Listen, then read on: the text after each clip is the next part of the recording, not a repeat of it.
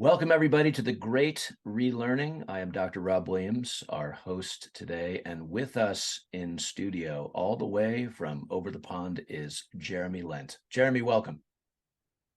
Well, great to be here, Rob. Thanks. It is How you really, doing? really good to have you here, and our Great Relearning team is excited to hear from you, and we'll flow right in. Before we begin, Jeremy, we always like to start at the Great Relearning with just a little bit of breathing together per what you actually write about in your books, and sort of with a nod to integration. So I'd invite you and me and our audience listening and watching to go ahead and just relax for a moment. And if you're sitting and not driving, getting both feet on the floor and closing our eyes and gently sealing up our lips and just bringing our breath into our nose. Just have a few breaths together, setting the stage here for our conversation.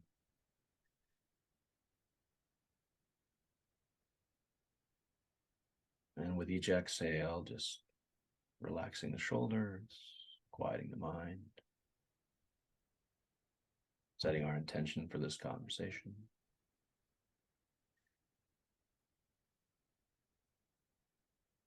Let's take one last breath in together. Go ahead and inhale, 3, 2, 1, and exhale, 3, 2, 1. Letting go of the breath with the mind, coming back into the space, and blinking open the eyes. Well, Jeremy, thank you, Rob, for yes. a wonderful way to begin a conversation. Couldn't be better. Well, thank you. And let me, before we go any further, hold up what are just two remarkable books. This is your first book, The Patterning Instinct, A Cultural History of Humanity's Search for Meaning. And your second book, which I have recently discovered in preparation here, is a book called The Web of Meaning, Integrating Science and Traditional Wisdom to Find Our Place in the Universe. And we're going to do our very best in an hour or so, Jeremy, to unpack both of these remarkable books. Before we begin and dive in, though, I'm wondering, could you talk just for a moment about how you came to research and write these books? Sure. Yeah, I'd be happy to. And well, I guess one thing that somebody might notice is both of those books have the word meaning, either in the title or the subtitle. And really, the way I got to end up writing them was as a result of my own search for meaning, because I went through a sort of crisis point, sort of, you might consider it a midlife crisis if you want to be reductionist about it, but and the experience of it was this total crashing of everything I'd built around myself in my life. About 15 to 20 years ago, my wife at the time, who passed away, we'd been together ever since I was like 21 years old. So just my only sort of true love partner in my life. She began to get very sick, and I looked after her for a number of years, but she was kind of suffering from kind of borderline dementia. So I really lost the person I was connected with. I'd built a successful internet company, taken it public. I left it to look after her. That collapsed. I left it before it was ready for me to do so. Became part of the dot-com crash. And it's like everything had crashed around me. And as I was sort of noticing all the things I'd built up were no longer there, I made this kind of deep determination that whatever I did in the next step of my life was going to be truly meaningful. But my question was, what is meaning? I didn't want to take somebody's word for it. I wanted to really figure it out for myself. I wanted it to be something that wasn't just something that I got to in some sort of act of faith. I wanted it to really make sense to me from a rational point of view, but equally important, I wanted it to make sense to my heart, to my body, to a sense of a true all of who I was. And that ended up launching years and years of my own path of both intellectual research and discovering embodied practices like meditation or other things, and led me to ultimately go, it would be great if I was kind of looking for that first book that I wrote, that which is a book about the different ways in which cultures have made meaning out of the universe from earliest times onwards. So I thought, well, as I made my own notes around this, let me write that book, both for my own way of clarifying, but really to offer it to others who might have similar questions. Well, Jeremy, that's so beautiful. And thank you for sharing that biography. And you lay this out a little bit at the beginning of your second book, The Web of Meaning. You tell a little bit of your personal journey. I have to ask you, I'm trained as a historian. And what you have done in the patterning instinct is, I would use the word magisterial. It's really, really impressive. But you did not have any historical training. Yes, that's right. And in fact, that may have helped. I was just thinking that, actually.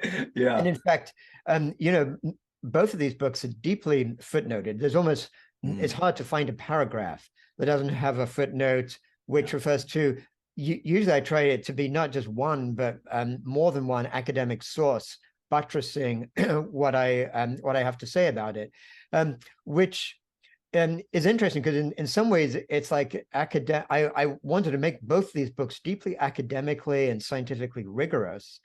And at the same time, I believe if I'd come through an academic background, I could never have written those books, because our whole education system and our whole system of academia basically is designed along the lines of the worldview that I explain and critique in those books. Our dominant worldview is designed to separate things, put them into separate disciplines, and then go deeper and deeper and deeper within that discipline.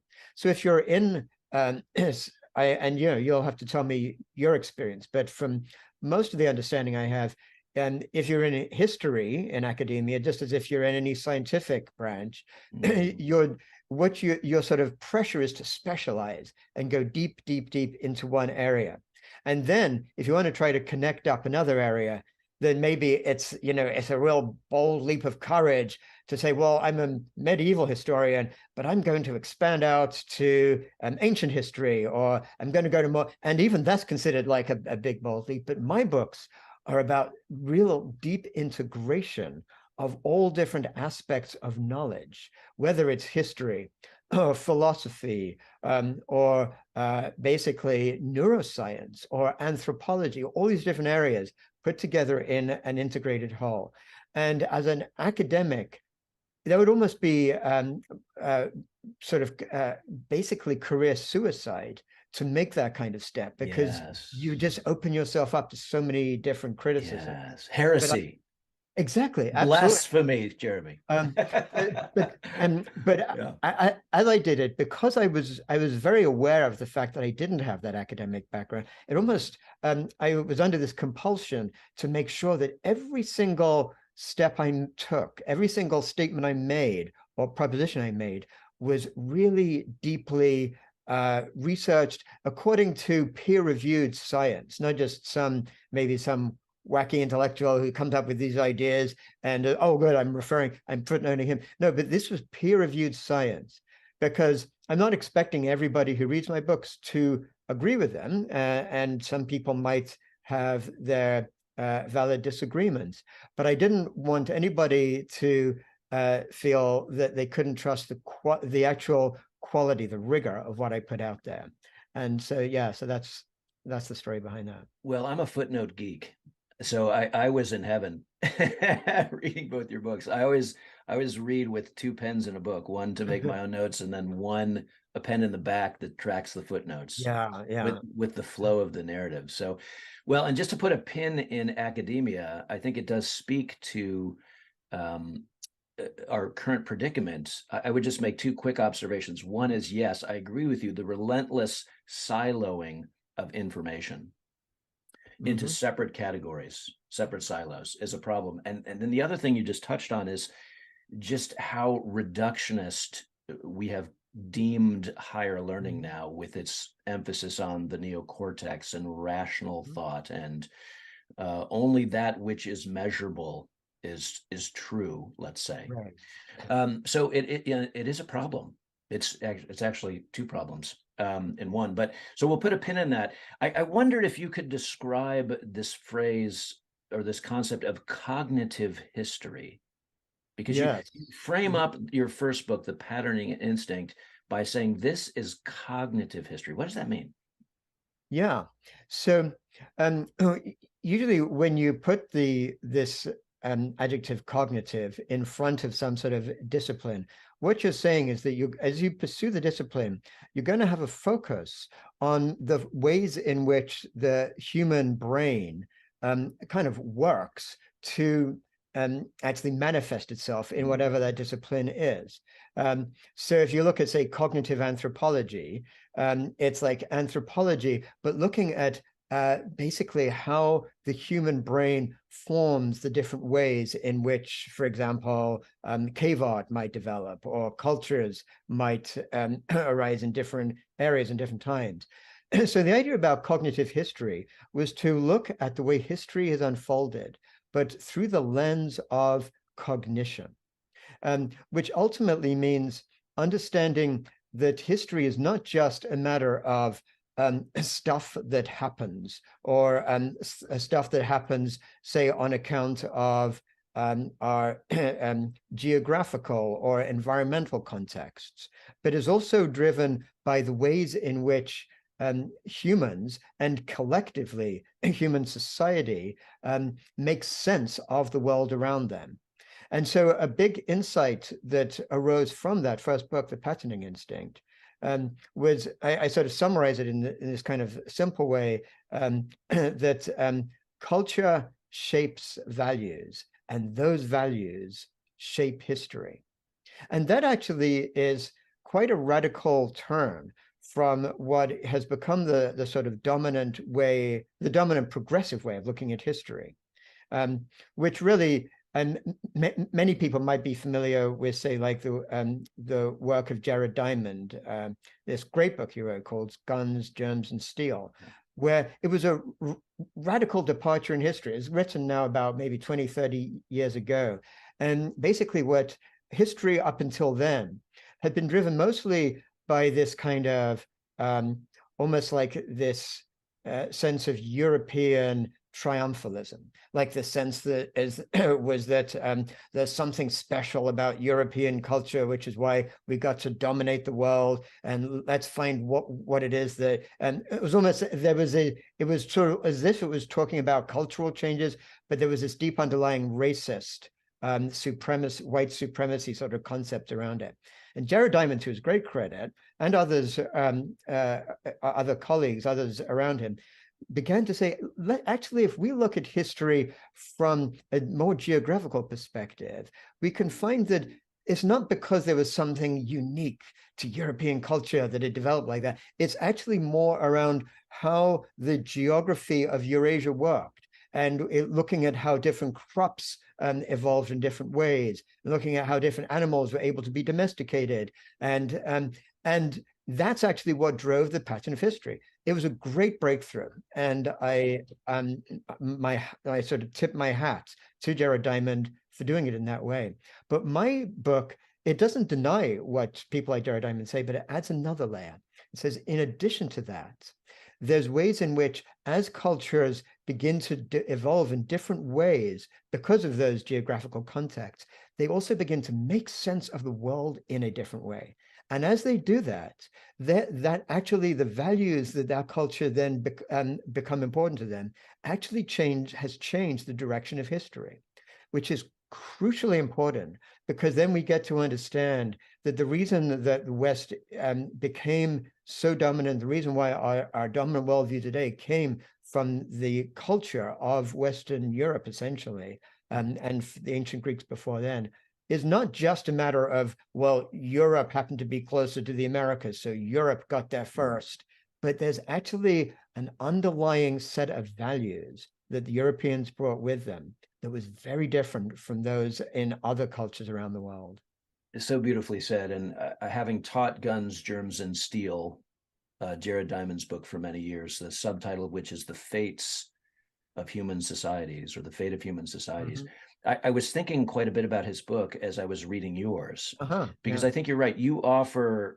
Diamond offers sort of a geographical Mhm. approach to understanding history, and you're doing the same, but with sort of mental or cognitive geography rather than Right. physical geography. And I wondered if you could unpack this idea in the patterning instinct of what you call root metaphors, ROOT, root Yeah. metaphors. Yeah. Well, that idea, I mean, that's kind of fundamental to this Mm. sort of little discipline, if you want to call it that, of cognitive history. Um, and it comes primarily from the great research of a cognitive linguist. And again, there's that word cognitive. So it's somebody who's a linguist, but then looks at the way the human brain actually shapes the form of language. And his name is George Lakoff. That's Lakoff. And he was a radical thinker, again, a few decades back, who showed that basically the way in which we think and the way in which language works uses metaphors. We usually think of metaphors as something like in poetry, like, the sun blasts his trumpet in the morning, whatever. No, I mean, and that's right, that is a metaphor. But almost every way in which we conceptualize anything is also a metaphor. So if I'm talking to you about, like an evening I spent with a friend last night, and I said she gave me a warm smile. Well, she didn't actually give me a smile. And it wasn't actually warm. Like the temperature didn't necessarily rise when she smiled. But you know what I mean, because we all have these deep metaphors coming from our embodied scaffolding, if you will, like just the things we learn as we're infants, like what is warm and cold, or near and far, or big and small. And those become the ways in which we conceptualize the world without even thinking about it once the metaphors made sense to us. And so what my book shows is that cultures do the same thing. And when cultures from the earliest times in human history, when they look at just the world, like the stars and nature and everything around them, they form a metaphor to understand the world based, again, on their own lived experience. And that's from that root metaphor. And the reason it's a great metaphor is calling it a root metaphor, because from that come almost like the branches of entailments or implications which affect everything else that the culture sees around them.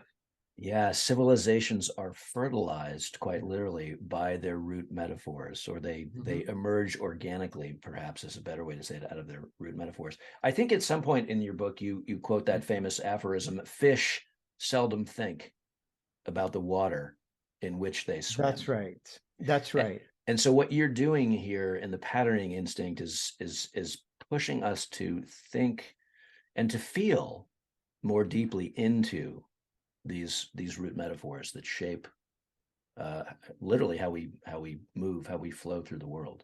Exactly. And and to your point about, the fish being unaware that they're in water because that's all they know about. We, as humans in a normal culture, are unaware that we look at everything through a particular worldview. We can think of that sort of worldview a little bit like a lens, that in just the same way that if I look at everything through the lens of my eye, but until some scientist begins to show me the retina and all that stuff, I don't realize that actually that is a lens. And in fact, for example, I see everything upside down, but that's what the retina does. But it doesn't make sense to. I mean, I see just what I'm used to seeing, and that is the world. And similarly, our worldview essentially tells us this is how we make sense of the world. And a worldview is not something that is explicit. It's not something that every child at age 5 or 6 gets to be sort of sat down on her uncle's knee, and he says, let me tell you, this is how the world works. We do this, we do that. No, she just learns it through her lived experience, and it becomes like and almost like feels like natural. This is the way the world works. This is how you relate to this or that. These are the core values. This is what you're meant to do in this situation. That's a worldview. And once you begin to realize that our worldview is not the way it is, but it's one lens, it's one way of making sense of the world. It frees us up to begin to realize there's other lenses that might be possible that could allow us to make sense of the world in different ways. And that's really a lot of what I hoped to do in the patterning instinct, was just show how different cultures made totally different senses of the world based on the ways in which their culture used those root metaphors. Beautifully said. It reminded me of Daniel Quinn's phrase in his book Ishmael, mother culture. Mother culture is sort of always kind of whispering in our ear. It's kind of enveloping us in her warm embrace. And back to the fish metaphor, to mix them for a moment, we don't often sort of step back and ask, what's up with mother? Right. Yeah. So Yuval Noah Harari comes up in your book too. Fritjof Capra writes to your the introduction to the patterning instinct, which is fantastic.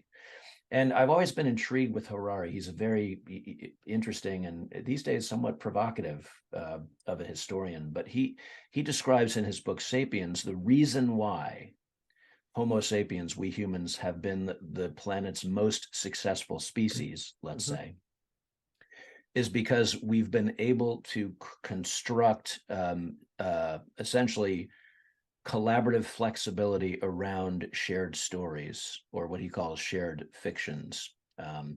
And you titled the book "The Patterning Instinct." And the word instinct kind of keeps arresting me there. Is this patterning phenomenon, Jeremy, is this something that we humans have evolved our way into? Or where does that come from?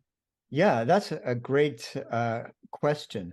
And in fact, it is exactly as you describe. It is an instinct because it is something that is evolved in and it's evolved uniquely within the human species, within Homo sapiens.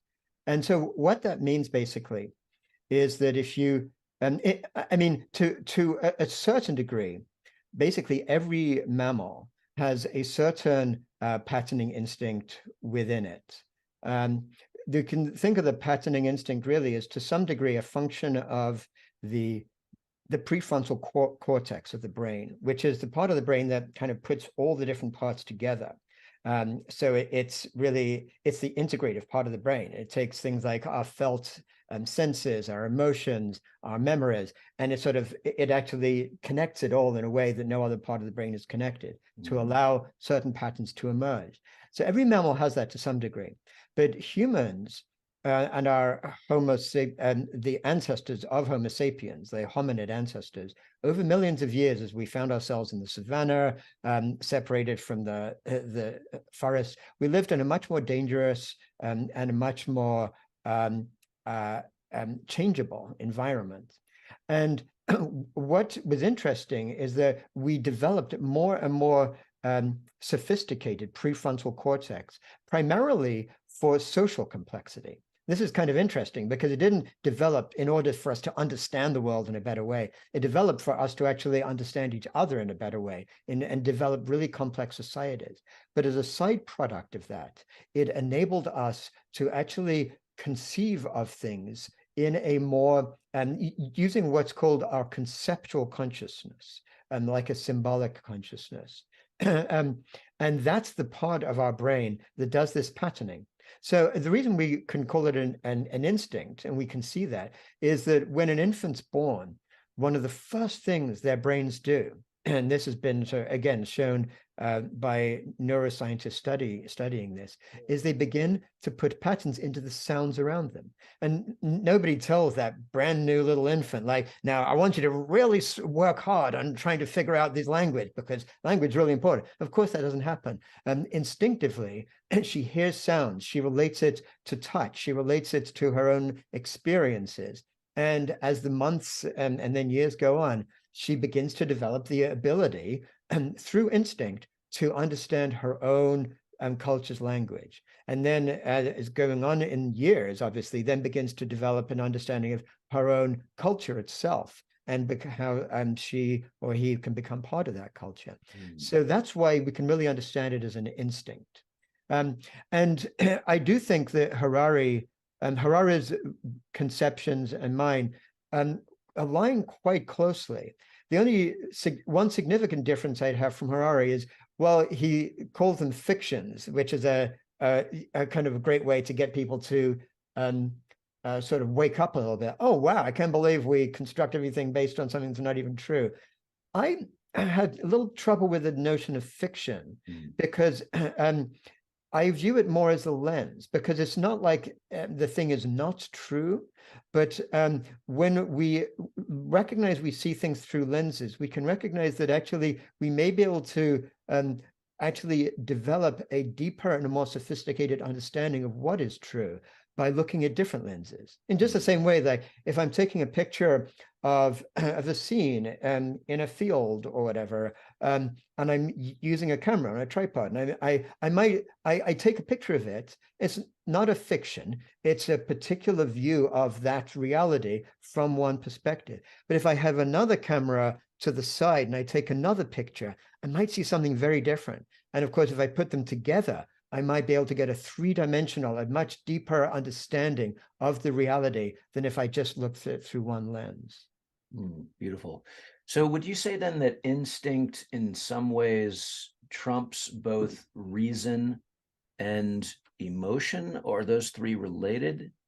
Because we hear a lot about sort of the tussle between reason, the rational on one hand, and emotional, the feeling on the other, and we'll go deep into maybe dualism and Neo-Confucianism in a minute. But how do you think of the relationship between instinct, that's patterning, and reason and emotion? Yes, well, I think we can understand instinct as certain evolved behaviors that any particular species might have, which, because they've evolved, are adaptive to that particular species within the context in which they evolved.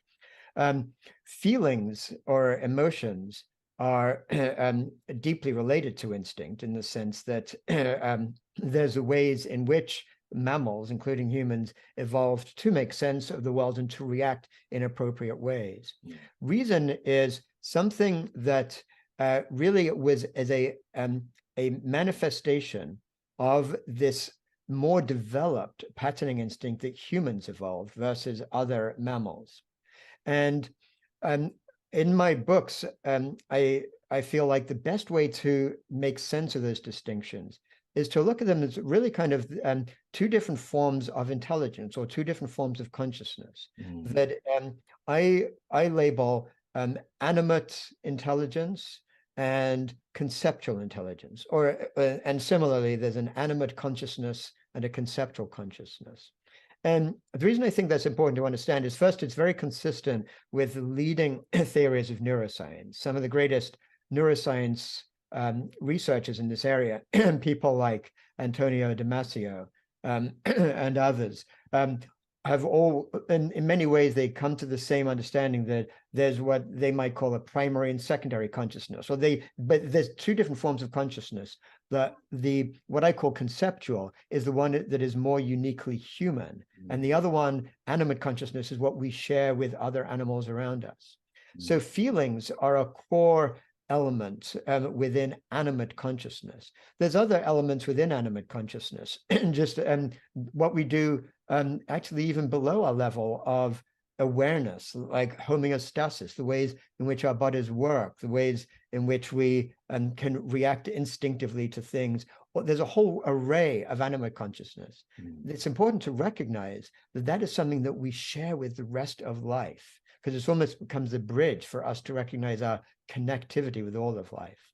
And our conceptual consciousness, this is what's so fascinating, is that in the Western mode of thinking, following from Descartes onwards, we tend to think that conceptual consciousness is the only form of consciousness. And the conceptual intelligence, that thinking, reasoning, logical, symbolic, that uses language, is the only form of intelligence. And Descartes started that by saying, cogito ergo sum, I think, therefore I am, as if like existence itself can only arise from that thinking capacity.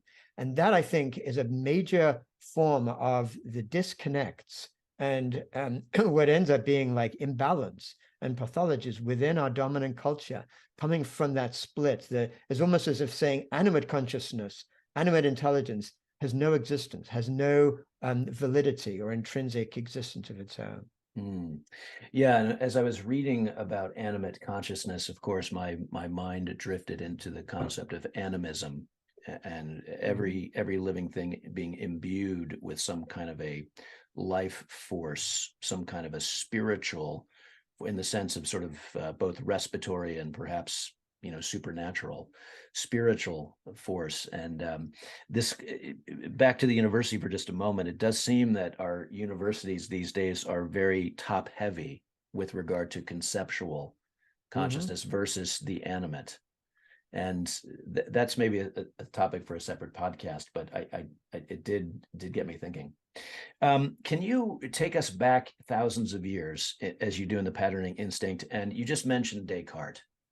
Can you sketch out what you really see to be kind of the primary difference between, let's say, for simplicity's sake, the West and the East with regard to the patterning instinct? Yeah, and in a way, that is the like a major theme that goes through that book, The Patterning Instinct, because it's really one of the great shifts in history, is that split between the East and West that you refer to.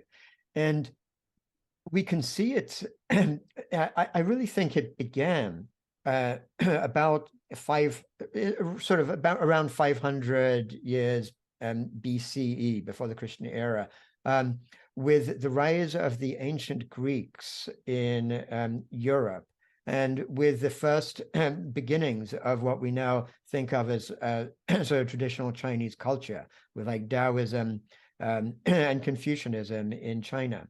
And of course, those are manifestations of even deeper layers below that. But we don't need to go too deep into the roots in that respect. But what we see in those two sort of core cultural complexes is very different ways of making sense of the universe.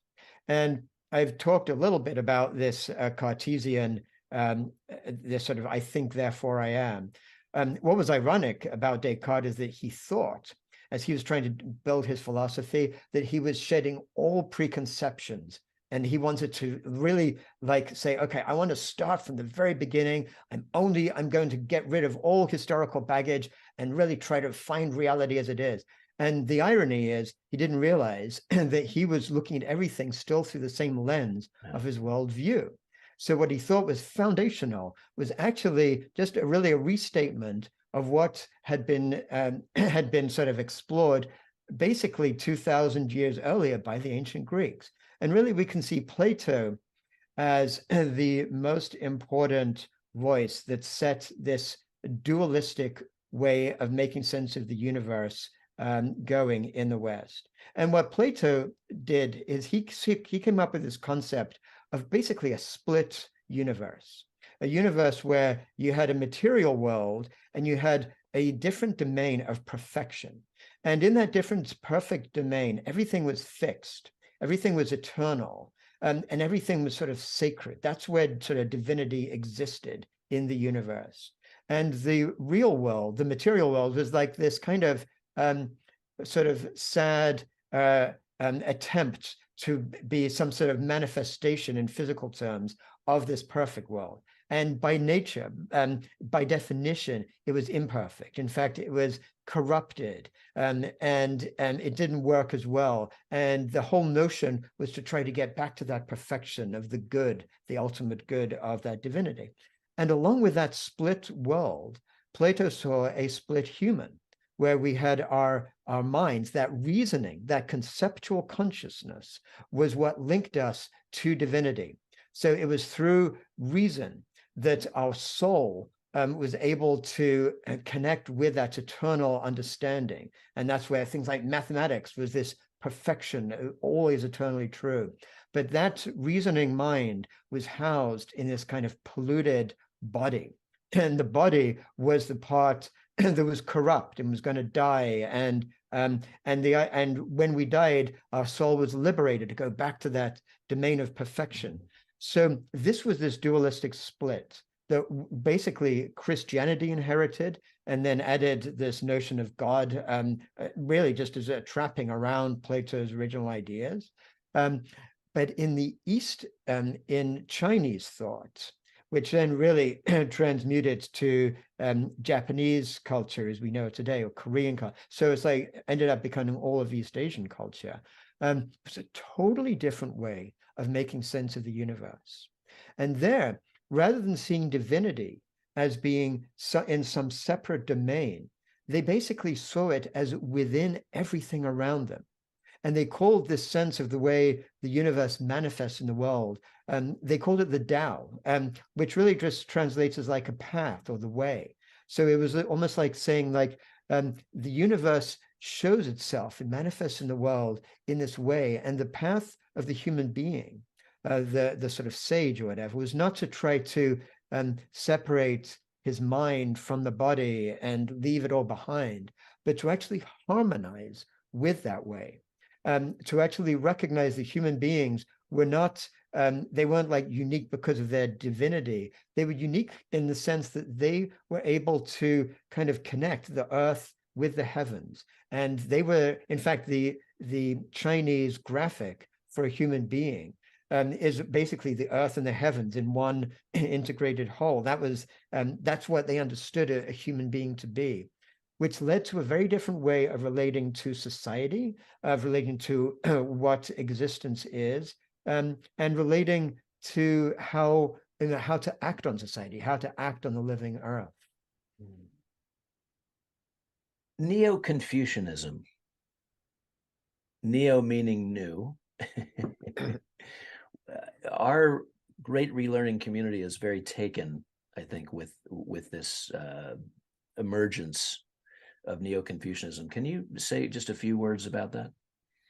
Yes, that was a kind of major discovery that I made as I was doing my own research, was this school of thought that arose in China about 1,000 years ago during what's known as the Song Dynasty. And Western historians call them Neo-Confucians because they really took the ancient Confucian ideas from about 500, 400 years BC, and they updated those ideas to some degree. They called themselves actually the School of the Tao, because they thought of themselves as basically taking these ideas of the Tao and also bringing them more into their sense of their modern world about 1,000 years ago. But what's fascinating about this school, well, there's a couple of things that are fascinating about this school of sages that went on for generations. It wasn't just one moment in time. But one thing that's so interesting is that they ended up actually integrating 3 different schools of different thought. One was Daoism, which really was focusing on just kind of harmonizing with the way, like I described. One was Confucianism, which was much more focused on social harmony and making sense of humans acting together. But the third was Buddhism, which had originated in India, but really found its home actually in China and had become a maybe almost the dominant way of thinking about spiritual matters or understanding the world around that time. And the Neo-Confucians, ironically, developed their school in reaction to Buddhism. They were trying to refute Buddhism and come back with their own sense of a sort of more Confucian way of making sense of things. But because Buddhism was so much part of the way of thinking at that time, they ended up integrating some of the profoundest Buddhist ideas into their own way of thinking. And the reason why this has significance to us now, 1,000 years later, is because the way they made sense of the world it was very similar to the kinds of understanding about the universe that modern systems sciences, like complexity science and network science and chaos theory, have also begun to understand the world in the same kind of way. And so this is as I was doing my research, this was one of the biggest sort of light bulbs that went off, because I was reading about modern systems science And you have people like this great complexity theorist, whose name is Stuart Kauffman, who comes from the Santa Fe Institute, like the leading theoretical school of systems thinking, basically pretty much in the world. And he writes books with titles like At Home in the Universe, whatever, because what he understands is looking at complexity science, which looks at really, rather than reductionist science, looking at how things are separate. Complexity science looks at how things are connected up and looks at patterns of organization to understand how they're connected up. And as he was describing these new ways of making sense of the universe through complexity science, I was also reading these Neo-Confucian thinkers from 1,000 years ago, and they had developed an understanding of the universe that rather than it being this separate universe like Plato's concepts, they saw it as being everything in the universe as being basically chi, which translates really like roughly like energy and or matter. Like Einstein says, E equals mc squared. We know from science today, energy and matter are really not separate from each other. They're different manifestations of the same kind of force. So similarly, they saw chi as everything in the universe, but the chi had to be connected to each other in different forms. And the ways in which the chi connects up is what determines if some chi is like electricity, or some chi is like air, or some is like rock, or whatever, or some chi is like human beings.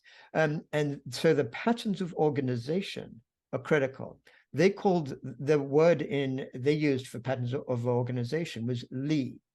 And so they understood the world as being comprised, the universe, of chi connected by Li, these patterns of organization. And similarly, here's Stuart Kauffman and other people looking at those patterns of organization in complexity science and saying, this is actually how the world really works. This is how life works, and through these patterns.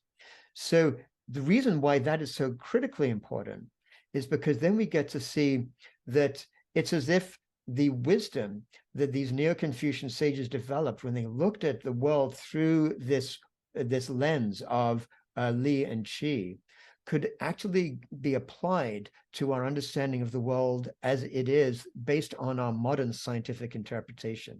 So it's as if we can show these almost like a Rosetta Stone, like different ways of making sense of things can all of a sudden become more coherent together.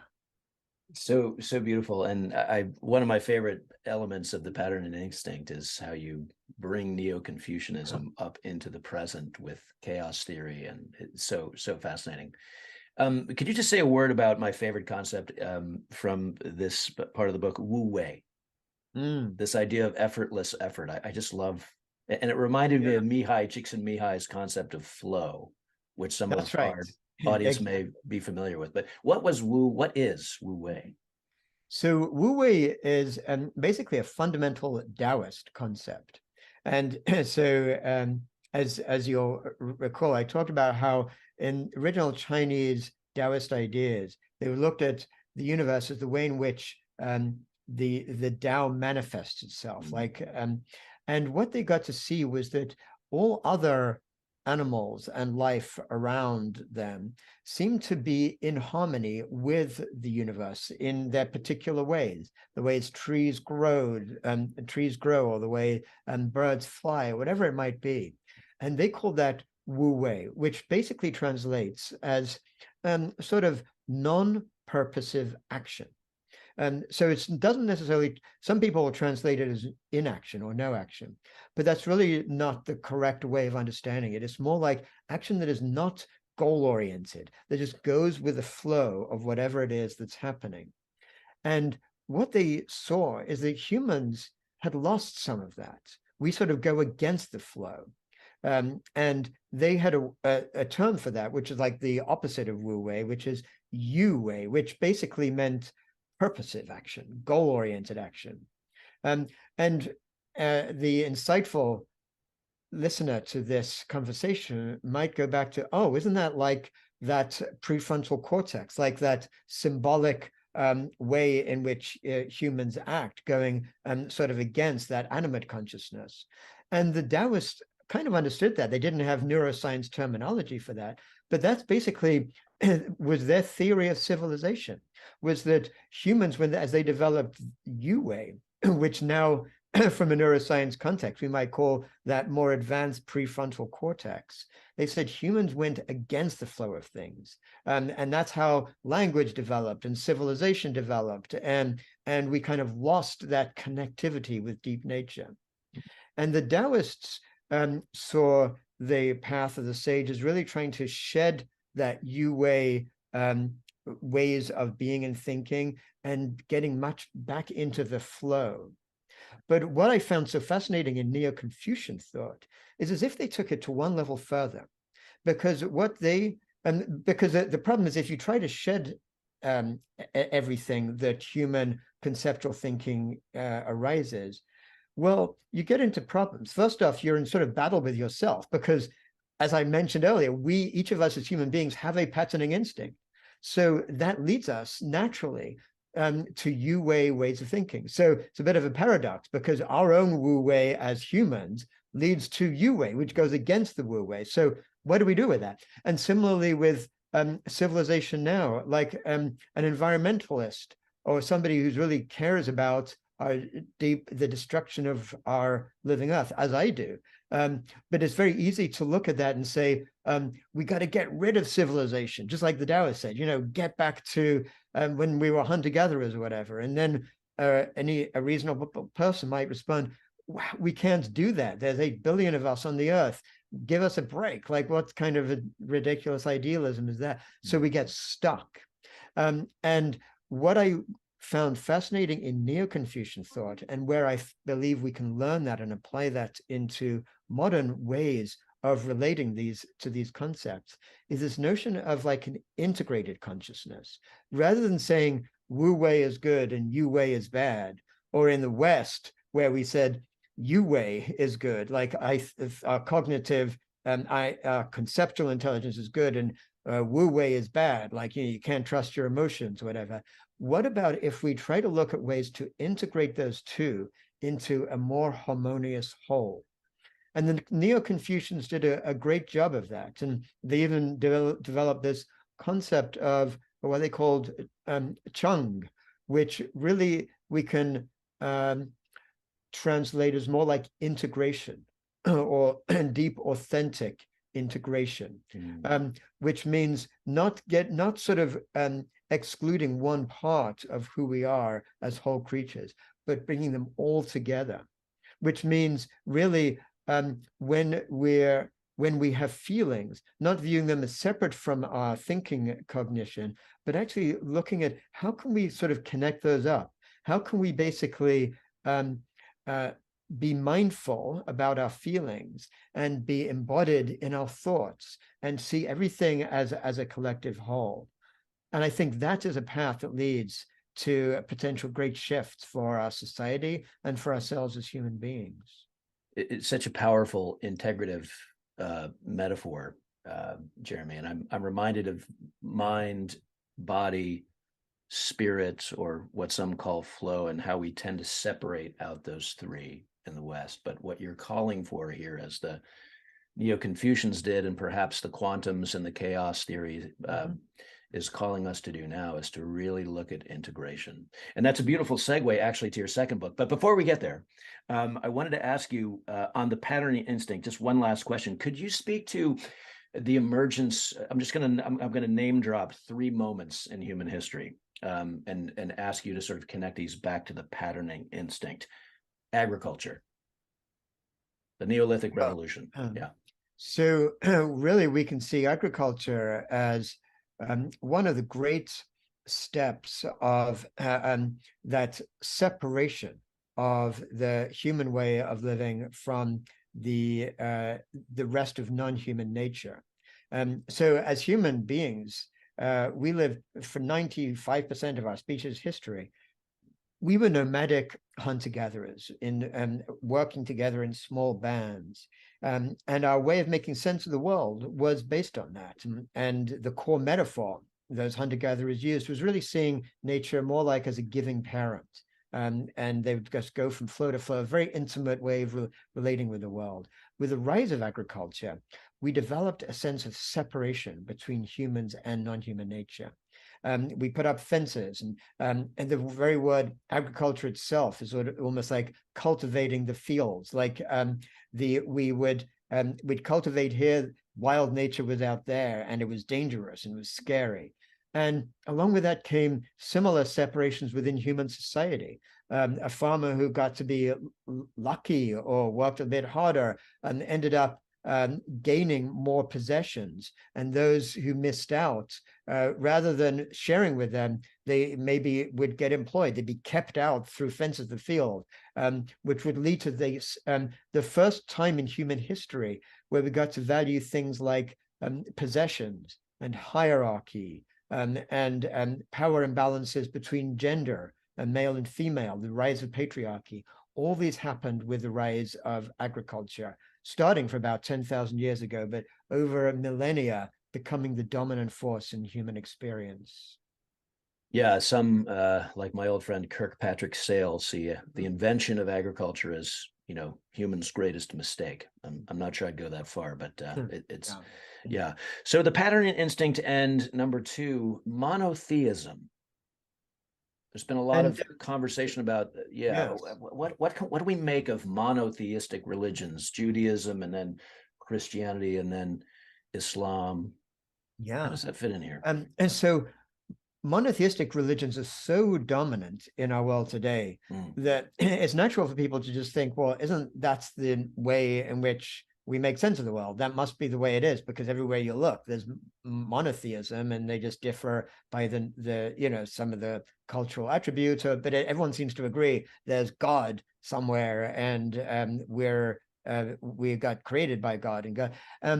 And what I discovered in this research is that, again, monotheism is a very unusual way of making sense of the world. And it relates strongly to that Platonic separation between that split universe I mentioned earlier, that sense of a perfect eternal universe somewhere, and then the sort of polluted one that spoils in the material world. And in fact, the way in which the sort of Jewish form of monotheism ended up relating to Christianity was through some sort of accidents of history, which I kind of trace in the patterning instinct, just some fascinating ways in which the sort of tides of power in the Middle East led some of these ideas of Judaism to be reinterpreted in this new religion of Christianity. And then Islam itself was really a split from that monotheistic way of thinking, forming a different way of making sense of things. But it was really only through conquest, essentially, that Islam went from a small group within the Middle East to Southern Europe and all over Northern Africa and into Asia. And it was then through conquest that Christianity, rather than just being a sort of encapsulated within a small continent of Europe, then became this kind of dominant global religion through the Europeans' form of imperialism and colonialism. So what we think of as the obvious way of making sense of the world really began as a particular dualistic split way of thinking about the universe, which then through conquest has become dominant in the world today.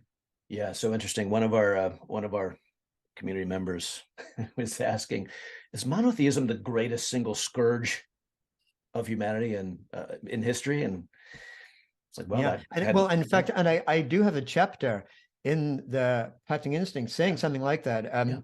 Monotheism as the great scourge of history. And what I mean by that is it's not that, in every monotheistic religion, whether it's Christianity, Islam, or Judaism, there are branches within it that actually, even though they're within a monotheistic frame, they absolutely feel into the divinity of all life, deep connectivity, and allow people following those faiths to just develop great spiritual sense of fulfillment, meaning.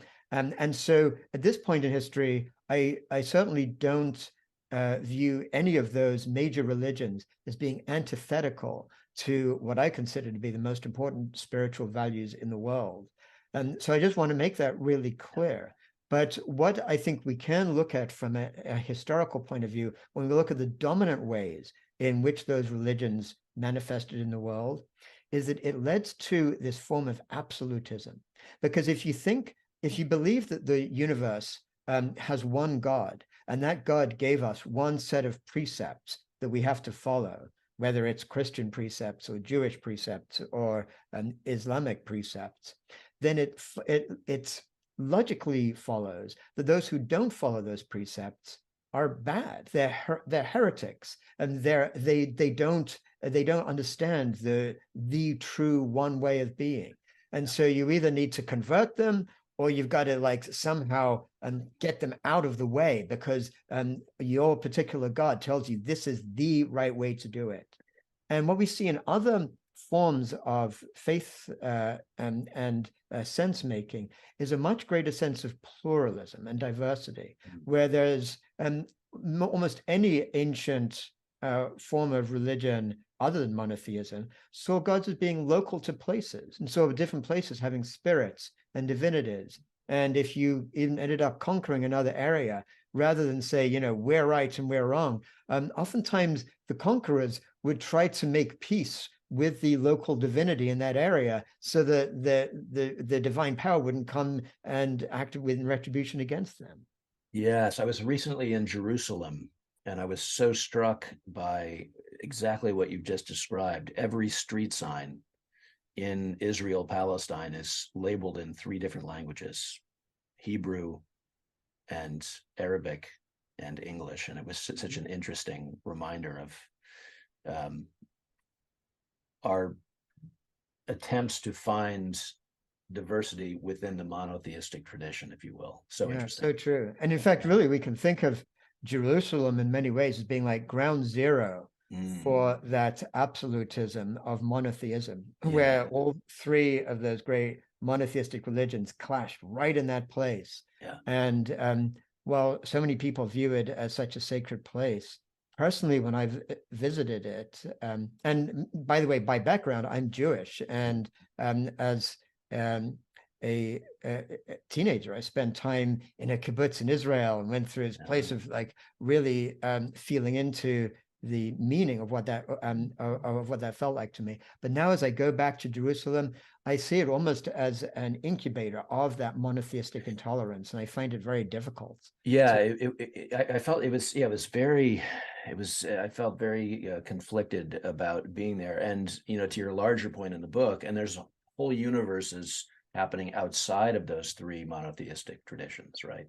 And so let's linger for last one, and then we'll end with your second book, Science and the Patterning Instinct. What do we do with science, Jeremy?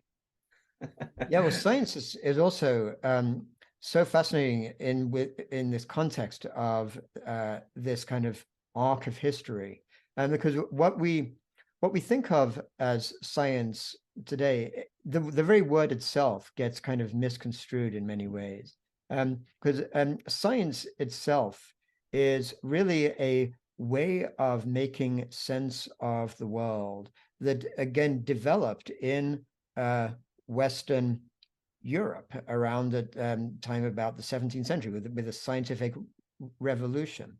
And we can think of science as a process of making sense of the world with values attached to it. People think of science as being value-free, but actually science itself has values. It has values of transparency, values of honesty, values of when you have an idea, of not just doubling down on that idea, but challenging that idea yourself and empirically testing that idea to see if it makes sense. And you develop a hypothesis using your conceptual consciousness and then test it, etc. That's a set of values around science. But there's a particular form of science that became very successful with the scientific revolution, which often people think that is science. but it's actually a form of science called reductionism, which it was, again, actually pioneered by Descartes, who was the first person to define reductionism. He said, well, if we break everything down into its component parts, and then break those component parts down a little bit more, we can begin to understand them in ways that we could never understand if they were just all mashed together. And that led to all the great breakthroughs, or many of the great breakthroughs of science. It allows you and I to talk to each other now over thousands of miles through the internet, with the development of electricity and all the different amazing, miraculous ways in which we make sense of the world. So science is something, I think, one of the greatest projects of humanity, something the humans can rightfully feel so good about.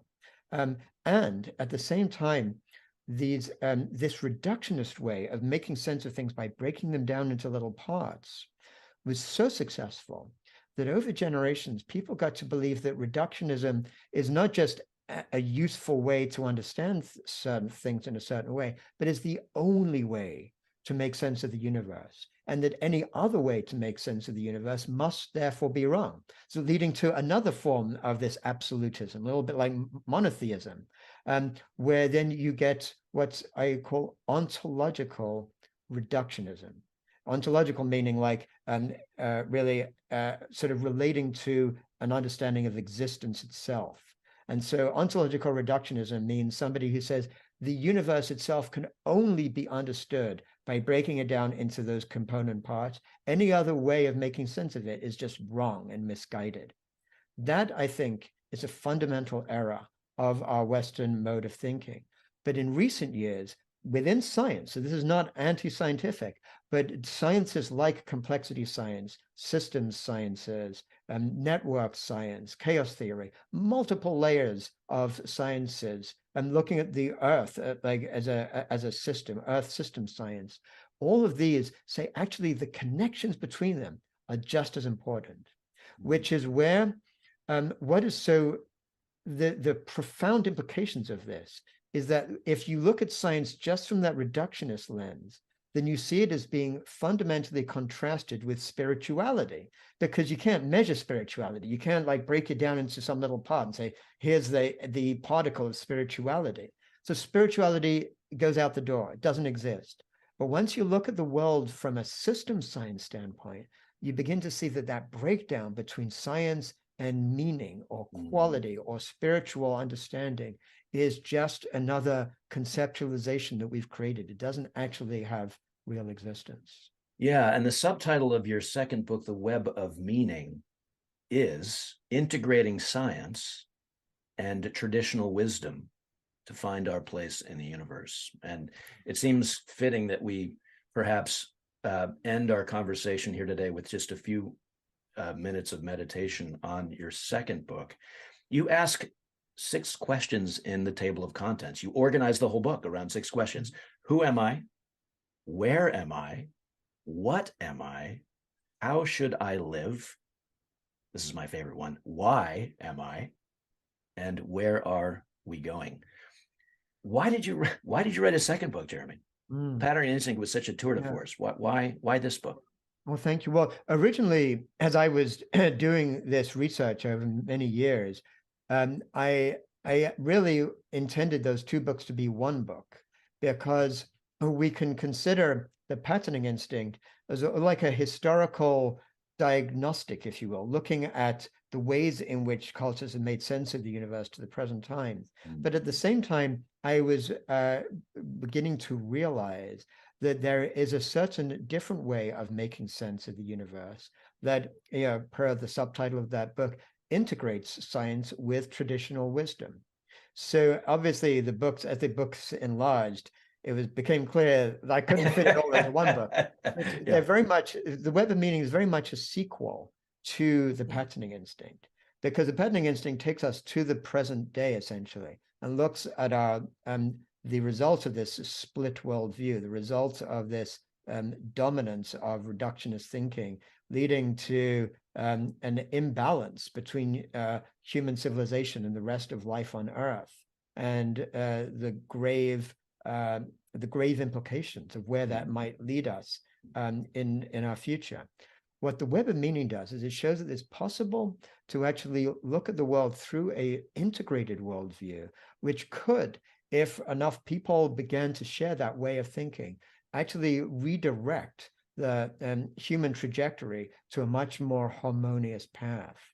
And the underlying, the reason I had these questions as the way of structuring the book, just as you read them out, is because the book's organized in that way. And in each of those questions, what the book shows is how the dominant reductionist way of making sense of those questions, of answering those questions, have been shown are not just dangerous and leading us on this path towards potential catastrophe that we're on right now this century, but are plain wrong from a scientific standpoint.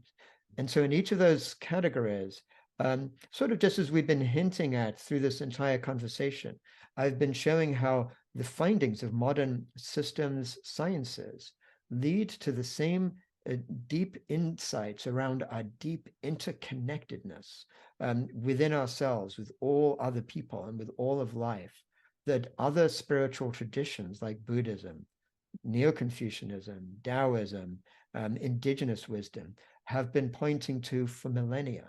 And so it weaves these in to show that this split that we make between spiritual traditions here and scientific understanding there are false. And there's a way in which we can integrate them all together into a coherent whole.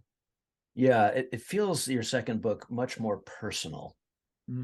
Is that, am I Yes, that resonating correctly? That is very true, because that first book is really looking at history, and I don't really have a place in that other than along with everyone else, we're manifestations of all those millennia that came before us. But that second book, it is very much in a way my attempt to transmit the way in which I made sense of the universe myself in both an embodied and cognitive, conceptual way.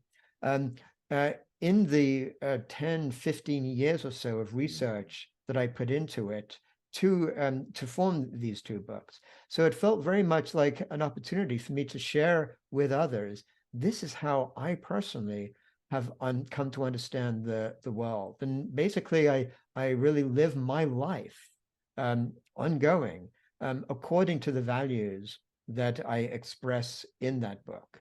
And these are very much life-affirming values, values based on recognition and recognizing that ultimately we are not, each of us is not separate from life, but each of us is life. Each of us is a manifestation of this dynamic, evolving, miraculous force of life that emerged on Earth billions of years ago. And as such, life calls on us to engage with the world in a certain way, to try to maintain and regenerate life's own complexity and richness. Yes, your book reminded me of Wendell Berry's beautiful essay from 20 years ago called Life is a Miracle, an essay against modern superstition. Yeah, and beautiful. Wendell Berry's, the modern superstition in question was science. And he was writing in response to Harvard entomologist E.O. Wilson's consilience theory that science, with a capital S, could be the lens or the root metaphor, let's say, through which all human understanding could be gleaned. And Wendell Berry says, oh no, let's not do that. Right, exactly. Let's not do that. I know our time is short. Could you just say something about this concept in your second book of fractal flourishing? I love this idea, fractal flourishing. Yeah, and that is foundational to a lot of the where the sort of book leads. So, well, these are two big concepts. So let me just kind of unpack each of them just a little bit. So, as you'll remember, as we've talked earlier, both the Neo-Confucian way of thinking and modern system science understood looking at the world in terms of the patterns of connectivity. And when systems thinkers in the last few decades have looked at the world from that sense, what they have found is that a fundamental way in which life itself shows up on the earth is through fractal patterns. And fractal patterns, some people may be aware of what it means, some not. Basically, a fractal is a pattern that repeats itself slightly different ways, but according to the same principles at different scales. And we see fractal patterns basically in all of life around us. If you look at the patterns of trees, the patterns of, say, our bronchioles in our lungs, the patterns of our neural nerve connections, essentially, virtually any, I mean, there are other patterns too in nature, but one of the most fundamental patterns are fractal patterns. And so the thing that we learn from that is that when we look at Earth itself, it's really like one big fractal, which sometimes people use the word a holarchy to refer to that, like a sort of a whole which has the parts within it made of similar principles. So if I, as a human being, have cells within me which organize according to certain principles, and those principles, even though they show themselves in different ways, the same underlying principles form my organs, which form me as an organism, which form my community, which form basically an ecosystem I might be part of, and ultimately the living earth. So that's a sense of fractal. And flourishing is really comes back to the sense of what life really wants. And it's this notion of any organism, and this is a concept that Aristotle did a great job of describing, ironically, because he was a Greek, but yeah, at odds with Plato. Aristotle, in many ways, was more of a Chinese thinker, according to that distinction I talked about earlier. And Aristotle saw, he called it eudaimonia, the sense that any organism has a purpose in life, and the organism is to, the purpose is to fulfill what it is truly, what it truly was evolved to want to be. And so a tree has a purpose to become a full, flourishing tree. A human has a purpose to be a full, integrated human being. If you put those two concepts together, we get to realize that for each of us as humans to really flourish, it's not a zero-sum game. We can't really flourish at the expense of parts of ourselves within us, so overcome the bad parts within us, whatever. And we can't flourish at the expense of those that we relate to all around us. So rather than the zero-sum game that our dominant worldview tells us it is, like get rich and beat the other person, and everyone, you're either a winner or a loser, and all that stuff, that goes out the window.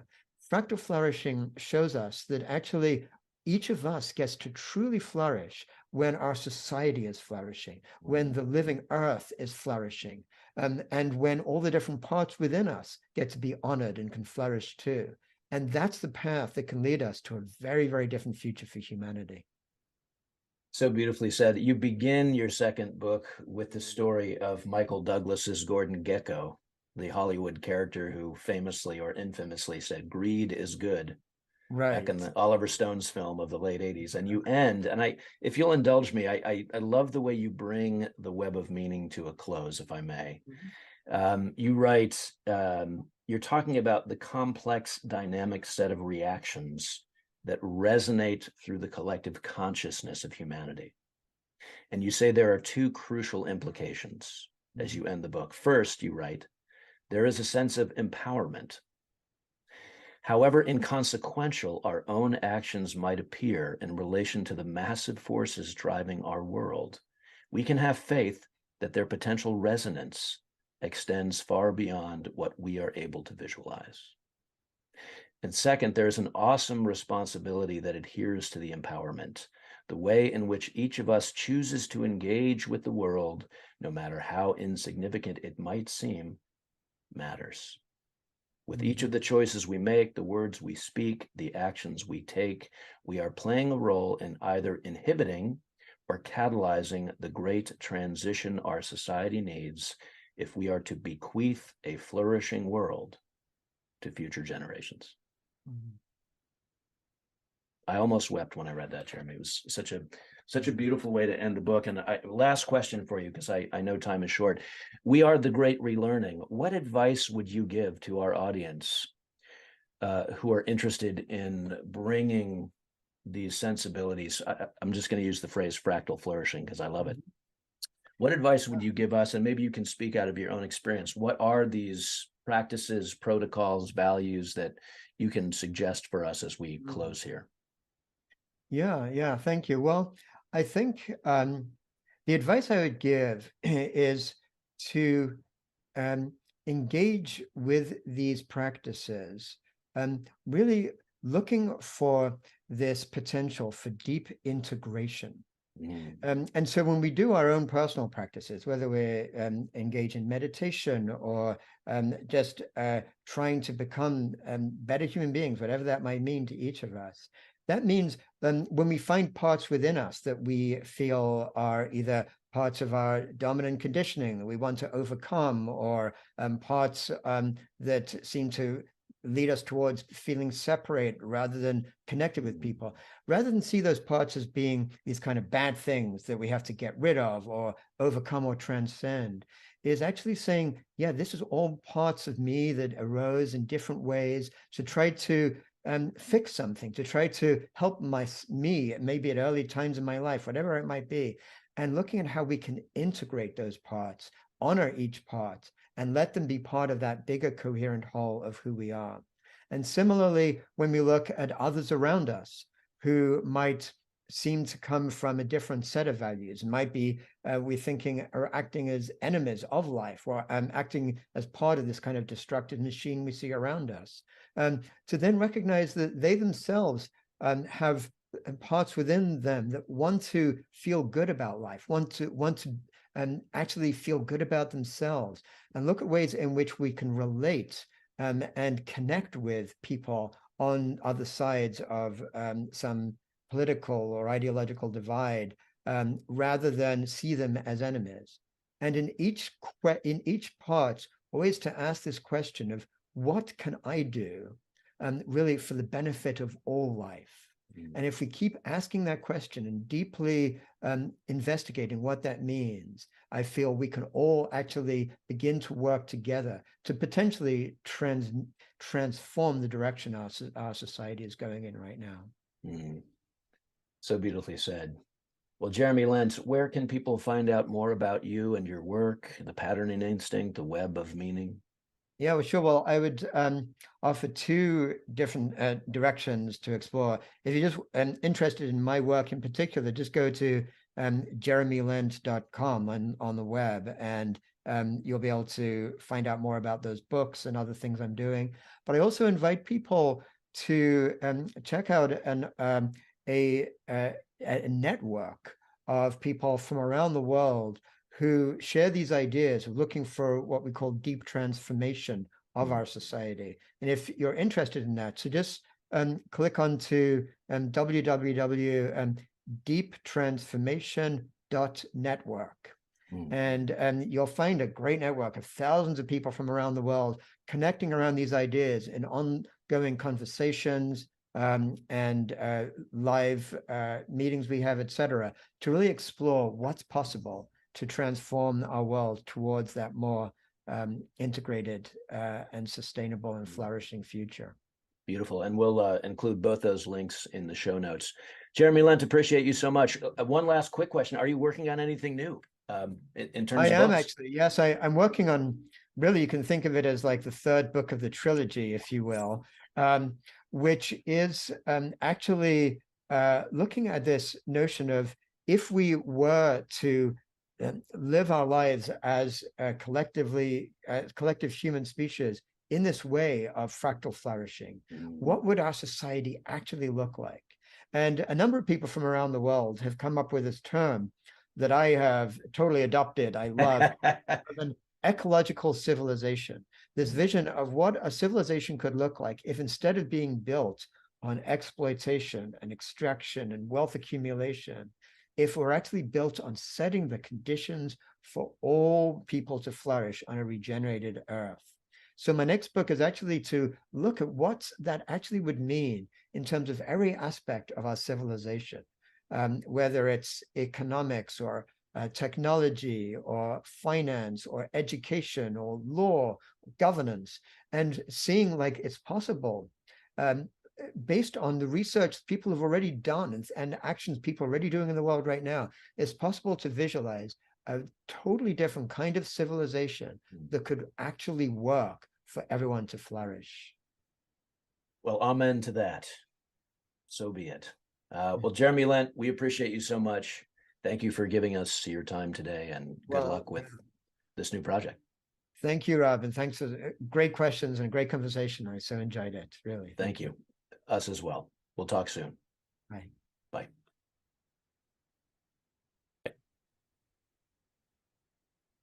Welcome to the Great Relearning's Relearning Room.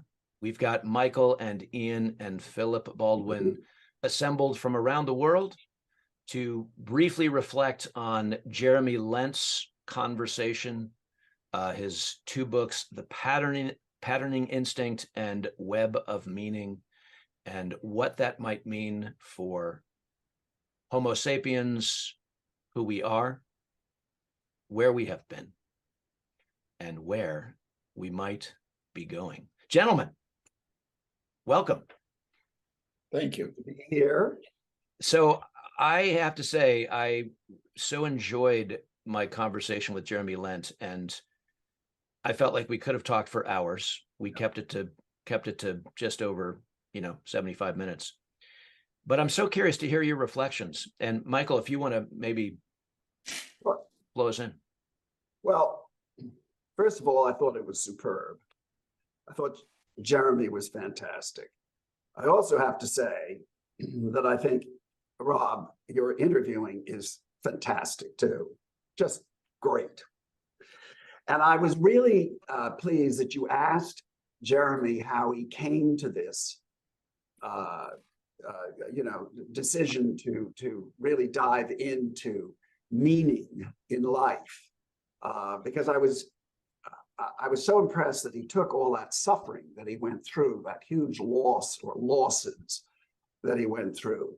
And I, of course, think the majority of people, when they are faced with suffering, have a tendency to sort of fall on their swords, whine, cry, throw in the sponge. And then the minority go, wow, suffering. Let's see what we can learn about suffering. And so for Jeremy to take those two major losses and spend 10 to 15 years getting into the meaning of life, so to speak, I just loved it. Now, I think that the three of us decided, or the four of us decided, that Jeremy was the good way to kick off, was a lot to do with the fact that Jeremy covers so many worldviews, particularly the Eastern worldview. And in specifics, what we are all somewhat additionally focused on is this new thing for us called Neo-Confucianism. But, in setting the stage for these podcasts and everything else, he's terribly helpful in making you understand that there are multiple worldviews. It's not just the Western that we're steeped in, and it's not just the Eastern. It's incredible diversity of indigenous people's worldviews, and we need to get a handle around some of this material to understand it. Now, what struck me or strikes me in reading The Patterning Instinct and The Web of Meaning is that so many of these worldviews, philosophies and religion, are very much focused, of course, on kindness and compassion and doing good for others, thoughtfulness, generosity, forgiveness. And of course, from my personal point of view, is you have this plethora of worldviews that urge this kind of behavior. And yet, the bottom line is, as far as I'm concerned, there is this horrendous amount of cruelty. So it seems to me we're trying to understand what has existed in the way of worldviews or understanding of the nature of reality. And then there is the behavior thing as a consequence. And I think what we will eventually try to do in these podcasts is get to some of these authors and thinkers to understand what are the causes of this type of appalling behavior throughout the world, throughout most of time. And so that's my little riff. And Jeremy, aided so beautifully by you, Rob, did a fabulous kickoff. That's it, kids. Thanks, Michael. I'm happy to speak also, Philip, if you. No, I'm easy. Whatever you like. If you want to go ahead, do so.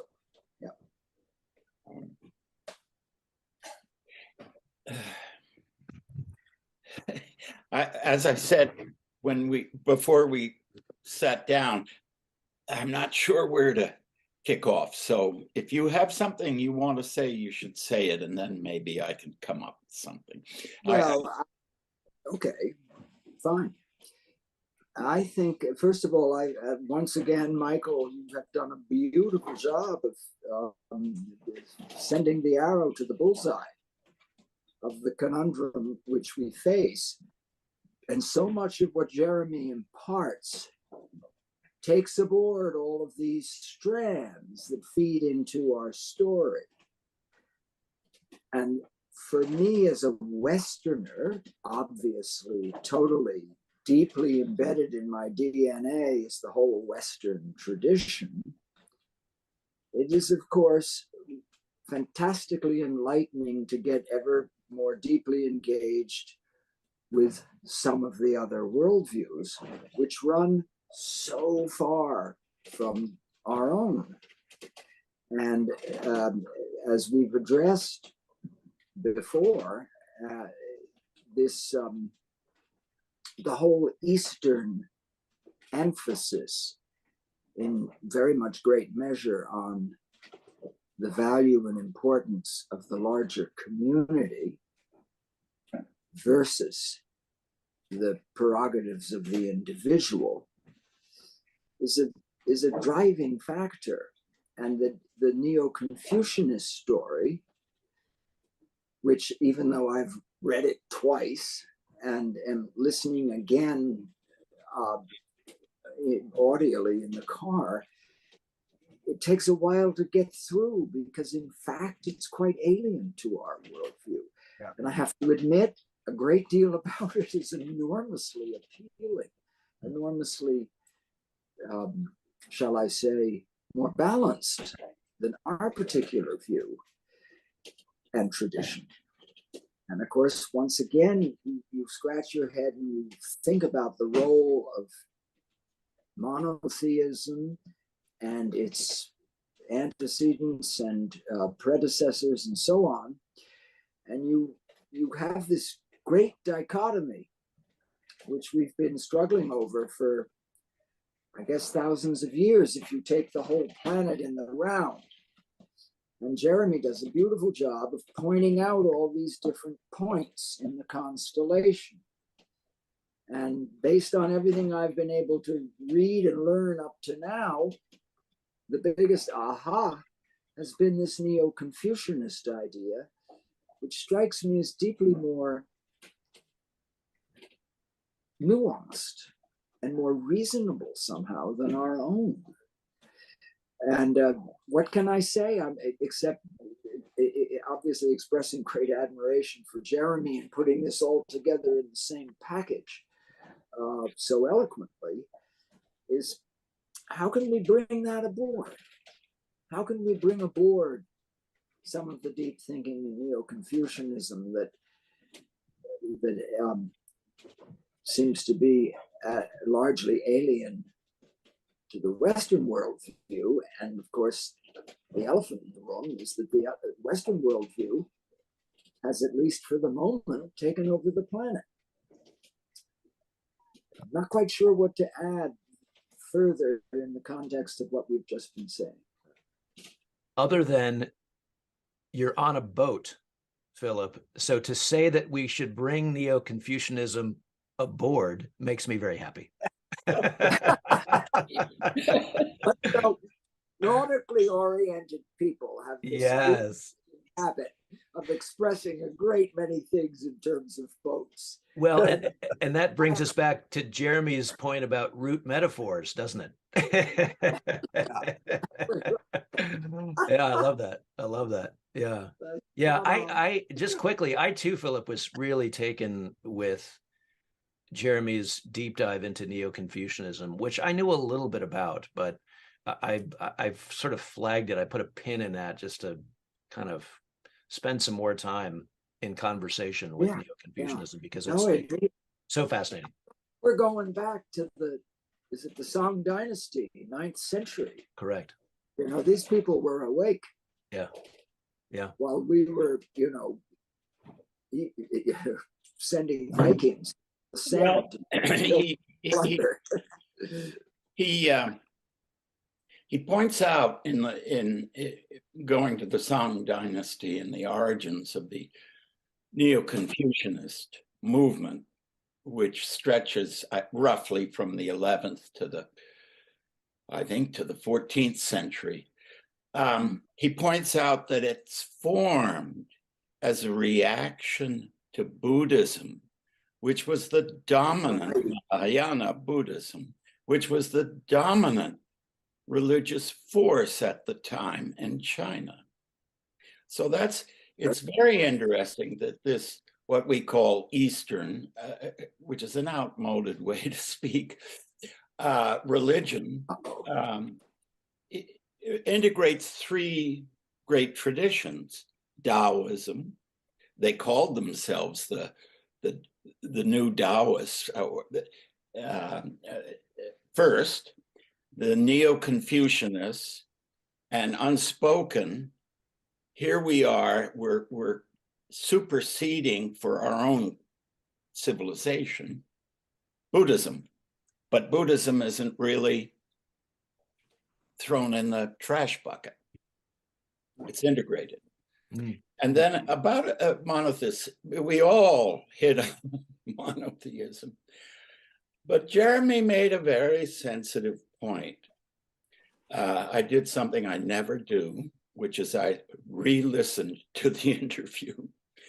And he made a very sensitive point about monotheism, which was within all those three great traditions are significant movements of people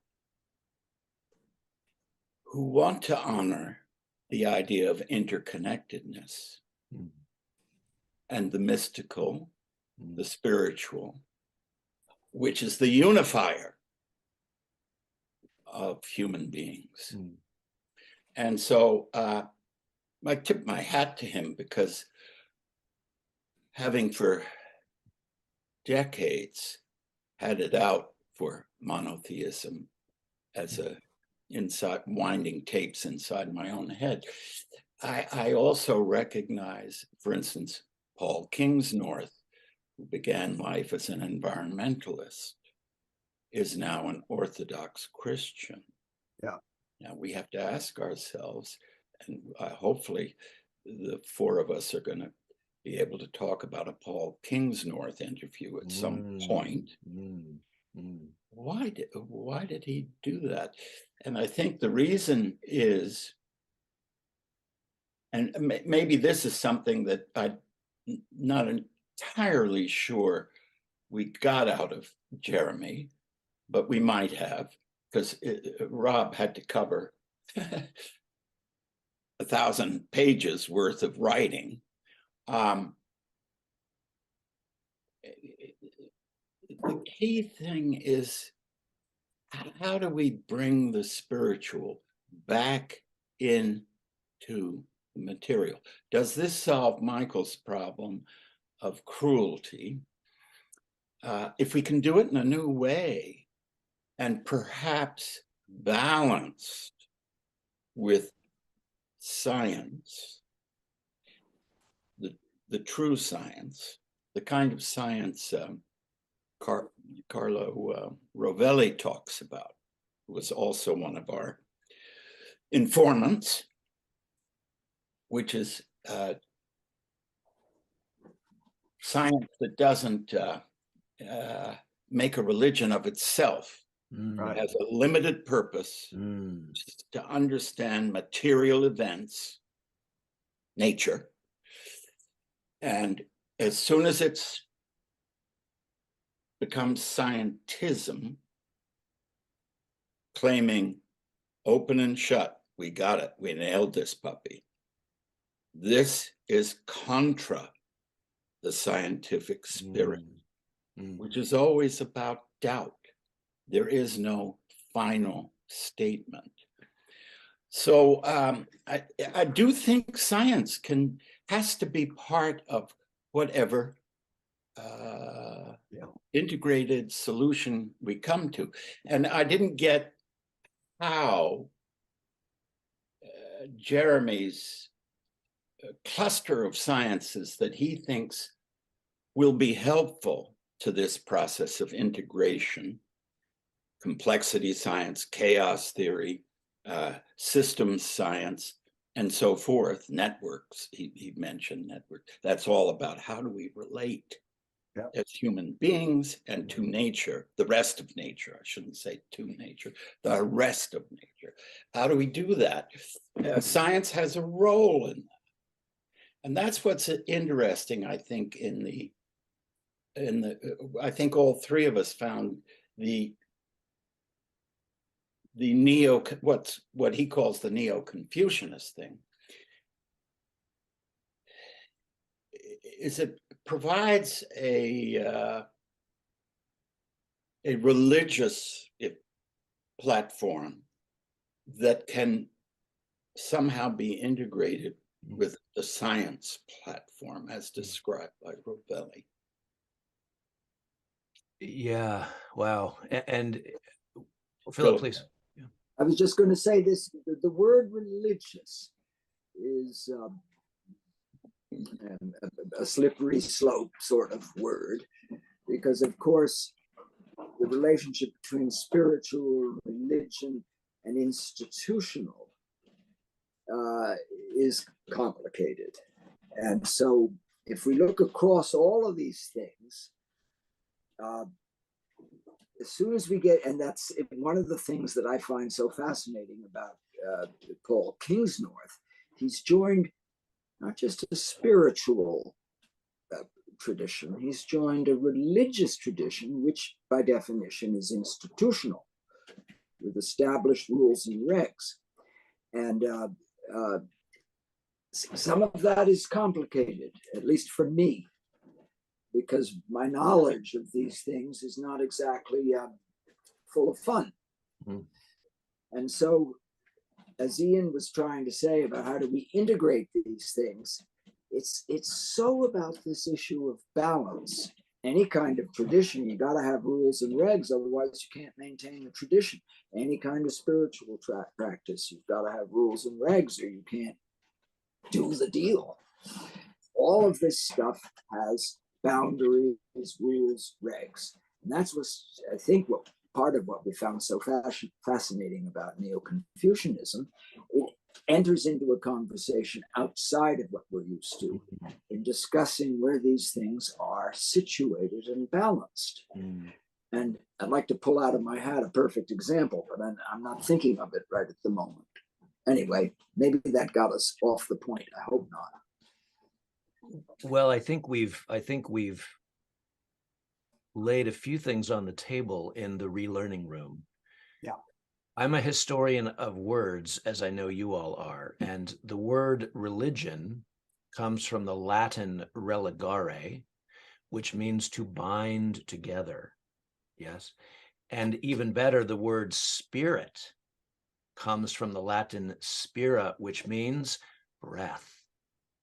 Yeah. So think about the power of those two words and the metaphorical, back to Lent, the power of and the creative tension between religion, right, as sort of a set of rituals and practices that bind people together, Philip, to your point, and the power of spirit, the spiritual spirits, which is more mysterious. You know, it's sort of this animating force. We're sort of exchanging, you know, breath with one another in real time, of course, every living, breathing thing on the planet. But then there's this kind of collective unconsciousness, which Lent ends the web of meaning by describing. And it's all very mysterious. And we've laid a couple of other authors on the table, Ravelli, Paul Kingsnorth. But maybe we end today by teasing our audience with our next author. We will be discussing next month Mark Booth's The Secret History of the World. So I'm curious as we end, and I'm going to put you all on the spot. I don't know the answer. Why, in a nutshell, why does this book or Booth's work intrigue you? And maybe we'll end there just with a little teaser. Can anybody speak to this? I just finished this, by the way. It's magnificent, very challenging. Yeah. Well, it as Lent in the Patterning Instinct volume, the highlight for us, I think, was that Song Dynasty moment of Buddhist triumph in a culture that had a very ancient tradition, above all in Daoism, but then from the 6th century BC on, Confucianism.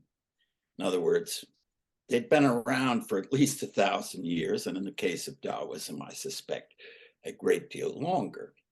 So Booth, from my recollection of reading him, says, now, wait a minute. He doesn't say, now, wait a minute, but in effect, he says, now, wait a minute. The West has these esoteric traditions as well. And we have forgotten about okay. Yeah. That's very helpful, Ian. I didn't fully that was perfect. grok that context, as Robert Heinlein likes to say, grok. Well, maybe that's a great setup for next month. Yeah. Yes. Yeah. Any last words? Well, this is fun, guys. I appreciate it.